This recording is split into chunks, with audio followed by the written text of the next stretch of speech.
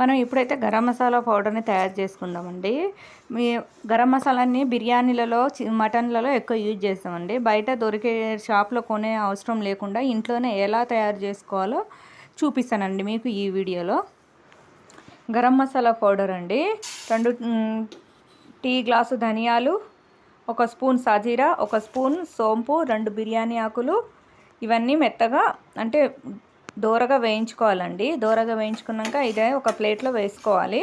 ఆ ప్లేట్లో అవి కొద్దిసేపు చల్లారనివ్వాలి. మళ్ళీ అదే ప్యాన్లో 1 స్పూన్ లవంగాలు, 2 స్పూన్ల దాల్చిన చెక్క, 2 అనాస పువ్వులు, 5 యాలకులు, 2 జాపత్రి, 2 మరాఠీ మొగ్గలు,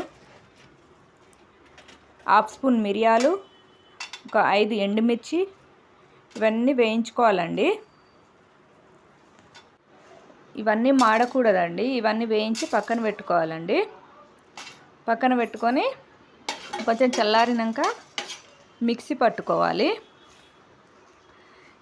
మిక్సీ పట్టేటప్పుడు కూడా ఫైన్ పౌడర్ లాగా చాలా మెత్తగా, అంటే కుంకుమ పువ్వు అంత మెత్తగా అవ్వాలండి.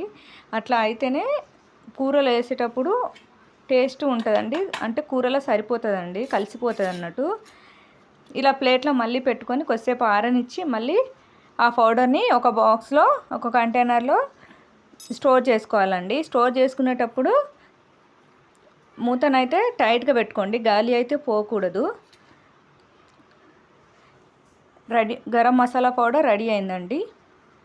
లైక్ అండ్ సబ్స్క్రైబ్ చేయడం మాత్రం మర్చిపోకండి.